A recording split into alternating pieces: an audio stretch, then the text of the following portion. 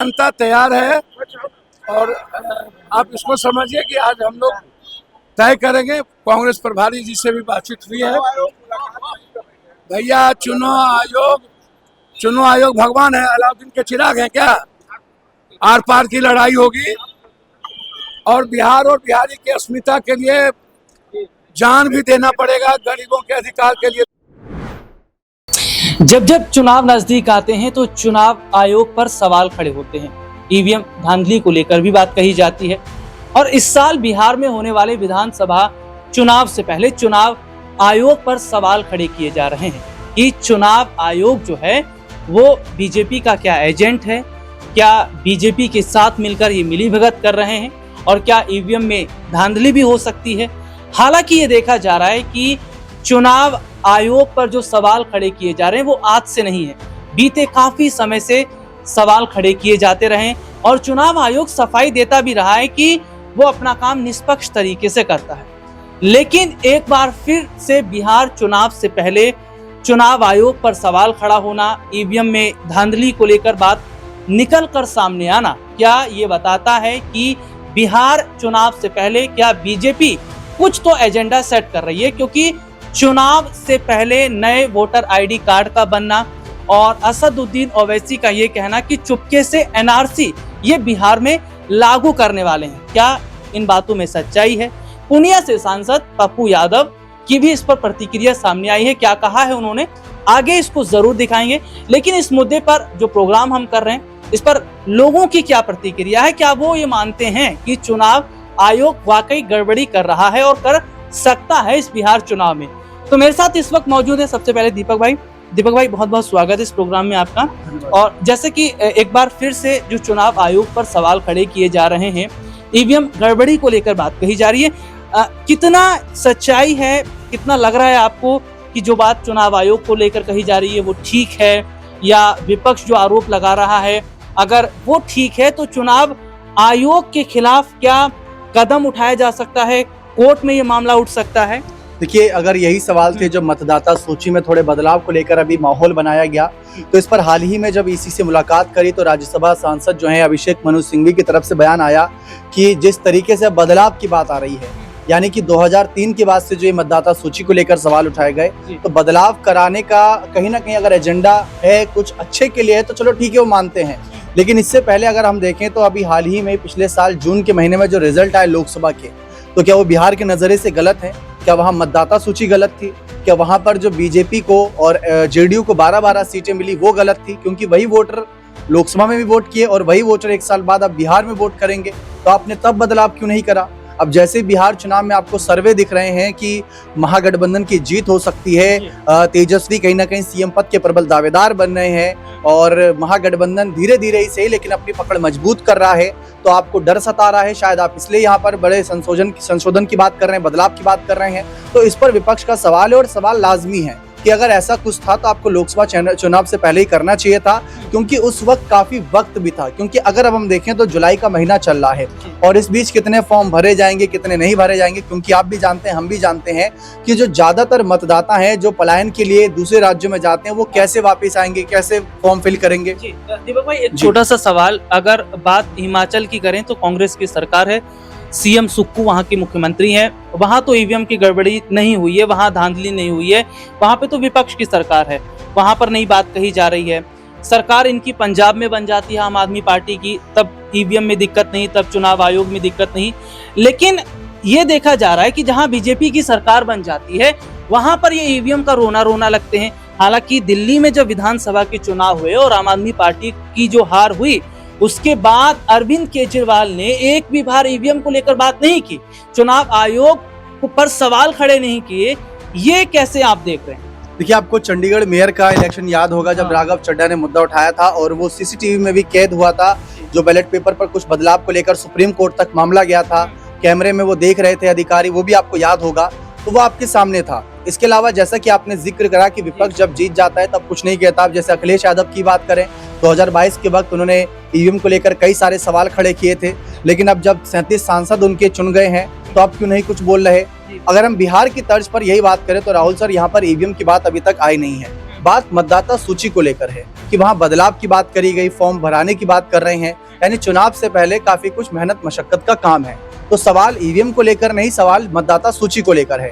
और रही बात, जैसा कि आपने ईवीएम का जिक्र करा और आपने विपक्ष की बात करी, तो अखिलेश यादव ने जब 37 सांसद चुनकर आए तो उसके बाद भी उन्होंने यही बयान दिया कि अगर, मैं आज भी यही कहता हूं कि कहीं ना कहीं अगर पूर्णतः सत्य के साथ चुनाव हुए होते और इसमें निष्पक्षता होती तो शायद हमारे और सांसद जीत कर आते। यही बात तेजस्वी यादव ने जब 2020 के नतीजे आए थे तो उस वक्त भी कहा था कि कुछ सीटों पर जो हम 5, 10 हजार, 20 हजार वोटों से हारे हैं, वहां पर इन्होंने कहीं ना कहीं गड़बड़ी करी थी। अगर वहां पर भी ऐसा कुछ नहीं होता तब भी हम जीत सकते थे। यानी कि आंकड़े मिलने के बाद भी उन्होंने सवाल उठाया। आपको याद होगा कि गोरखपुर मेयर सीट पर जब चुनाव हुआ था तो काजल निषाद ने जो हंगामा खड़ा किया था, उन्होंने तो बाकायदा संख्या भी बताई थी कि इतने लाख मतदाता थे और फिर उसके बाद इतने लाख बढ़ कैसे गए। तो वो तो कहीं ना कहीं धरने पर बैठ गई थी, खुद को आग लगाने की बात कर रही थी, लेकिन अखिलेश का फोन आता है, फिर वो वापस चली जाती हैं, धरना छोड़ देती हैं। तो सवाल तो उठे हैं, लेकिन ये मुद्दा ऐसा है जिस पर हम जितनी चर्चा कर ले उतनी कम है। फिलहाल बिहार में मतदाता सूची को लेकर सवाल है, ईवीएम को लेकर नहीं, क्योंकि चिराग पासवान का बयान सुना मैंने, उन्होंने भी कहा कि विपक्ष के पास कोई और मुद्दा है नहीं, सब साफ तौर पर उनकी हार दिख रही है और सबको पता है कि विपक्ष हारेगा। लेकिन अब चिराग पासवान से ये सवाल है कि आप सर्वे की बात कर लें, सर्वे जो हो रहे हैं, जो सोशल मीडिया पर आते हैं, ब्रॉडकास्ट मीडिया के सर्वे हैं, उसमें चिराग पासवान उसी फहरिस्त में 5वें नंबर पर नजर आते हैं, जिसमें नीतीश, सम्राट और प्रशांत किशोर तेजस्वी से पीछे हैं और यहाँ पर कहते हैं हम जीतेंगे। तो क्या ये सर्वे झूठा है या फिर जो चुनाव के नतीजे आते हैं उस पर सवाल तो ये सवाल बहुत बड़ा है। इसका शायद एक विस्तार पूर्वक चर्चा हो, बड़े बड़े राजनीतिक विश्लेषकों से बात करें, तभी कहीं ना कहीं वाजिब जवाब मिल पाएगा। बहुत बहुत शुक्रिया दीपक भाई आपका। और मतदाता सूची का जो जिक्र दीपक भाई ने किया, और वाकई जिस पर असदुद्दीन ओवैसी ने ये कहा, मैंने शुरुआत में बोला कि वो कह रहे हैं कि चुपके से एनआरसी लागू की जा सकती है। क्या इन बातों में सच्चाई है? और जो नए वोटर आईडी कार्ड बन रहे हैं, क्या इससे ये साफ पता चलता है कि कुछ खास वर्ग के जो लोग हैं उनके जो वोटर लिस्ट है उनसे नाम हटाया उनका जा रहा है? क्योंकि देखिए, दिल्ली में कुछ समय पहले जब विधानसभा के चुनाव हुए थे, कुछ यही चीजें देखने को मिली थी, जिसमें आम आदमी पार्टी के कई बड़े बड़े लीडर ने कहा था कि उनका तक नाम काट दिया जा रहा है। इस पर पूर्णिया से सांसद पप्पू यादव ने क्या कहा है, जरा ये रिपोर्ट आप देखिए। कमीशन बिल्कुल आरएसएस का दफ्तर है, उसको रोकना चाहिए। अब जो संवैधानिक दायित्व के लिए खतरा बन जाए उसको उसके लिए जनता तैयार है। और आप इसको समझिए कि आज हम लोग तय करेंगे, कांग्रेस प्रभारी जी से भी बातचीत हुई है। भैया, चुनाव आयोग भगवान है, अलाउद्दीन के चिराग है क्या? आर पार की लड़ाई होगी और बिहार और बिहारी की अस्मिता के लिए जान भी देना पड़ेगा, गरीबों के अधिकार के लिए। ये रिपोर्ट आपने देखी, जिसमें ये साफ नजर आ रहा है कि क्या एक एजेंट के तौर पर चुनाव आयोग काम कर रहा है। अब इसी मुद्दे पर मेरा एक छोटा सा सवाल सिराज भाई से रहेगा। सिराज भाई, बिहार चुनाव से पहले राजनीतिक पार्टी के नेताओं की बयानबाजी आ रही है, प्रतिक्रियाएं आ रही हैं, लेकिन जो मतदाता सूची को लेकर चर्चा हो रही है और ये कहा जा रहा है कि जो नए मतदाता सूची जो बनाई जा रही है, नए वोटर आईडी कार्ड बनाए जा रहे हैं, ये इसलिए बनाए जा रहे हैं ताकि बिहार में एक खास वर्ग का जो वोट है उसको कहीं ना कहीं काटा जाए। और इसका जो फायदा है, क्या बीजेपी को आसानी से मिल पाएगा?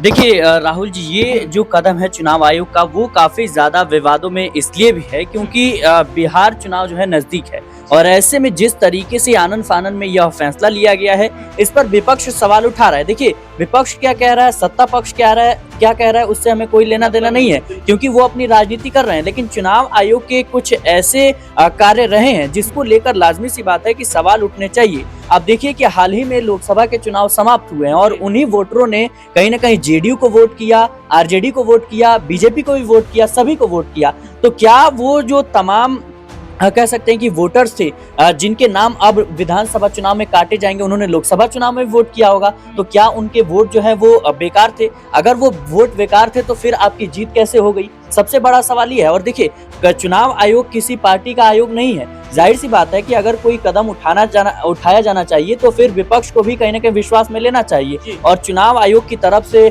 जो प्रतिक्रिया सामने आती है कि कहीं ना कहीं विपक्ष हार जाता है, तो ये तमाम तरह की चीजें होती हैं। देखिए, मुझे लगता है कि कई ऐसी घटनाएं देखने को मिली हैं जिसको लेकर सवाल उठते रहे हैं। अभी हाल ही में उत्तर प्रदेश में उपचुनाव हुए और जिस तरीके से प्रशासन का रवैया देखने को हमें मिला था, तमाम मीडिया चैनल्स में चल रहे थे, उस पर चुनाव आयोग ने क्या कार्रवाई की, ये भी सवालों के घेरे में है। दूसरा ये कि जिस तरीके से अभी सुप्रीम कोर्ट का फैसला आया था कि भाई चुनाव आयोग की नियुक्ति में सीजीआई का भी हाथ होना चाहिए, लेकिन उसको किस तरीके से सरकार ने उसको पलटा, ये भी सवालों के घेरे में है। और जिस तरीके से जो चुनाव की डिटेल्स हैं उसकी जो दिन है माना ये जा रहा है कि करीब 45 दिनों तक जो है उसको मिटा दिया जाएगा चुनाव आयोग की वेबसाइट से, और पहले ये काफी लंबे समय तक के लिए होता था। इसको लेकर के भी कहीं ना कहीं सवाल है। और अरविंद केजरीवाल ने भी अभी दिल्ली विधानसभा चुनाव के दौरान जिस तरीके से मुद्दा उठाया था कि नई दिल्ली जो सीट है उनकी विधानसभा सीट थी, वहां पर अचानक से मतदाताओं की जो संख्या है वो घटती हुई नजर आई और अचानक से नए मतदाता जोड़े गए। तो ये तमाम चीजें हैं।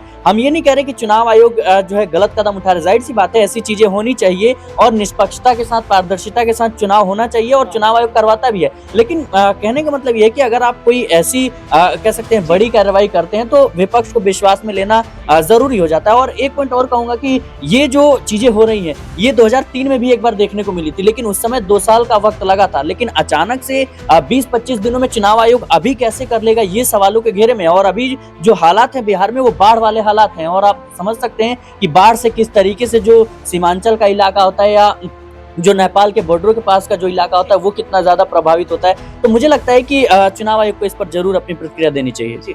चुनाव आयोग को इस पर अपनी प्रतिक्रिया जरूर देना चाहिए। बहुत बहुत शुक्रिया आपका। और एक सवाल ये बन जाता है कि जो नई मतदाता जो सूची बन रही है, क्या इसका वाकई बड़ा फायदा बीजेपी को बिहार के विधानसभा चुनाव में मिल पाएगा? और क्या जो चुनाव आयोग पर सवाल खड़े किए जा रहे हैं, अगर वाकई इन दावों में सच्चाई है तो क्या एक बार फिर से बिहार के अंदर ईवीएम जैसा खेला या मशीनों में गड़बड़ी जैसी चीजें नजर आ सकती हैं? इस पूरे प्रोग्राम पर आपकी क्या राय है, कमेंट करके जरूर बताइएगा। मुझे इजाजत दीजिए, नमस्कार।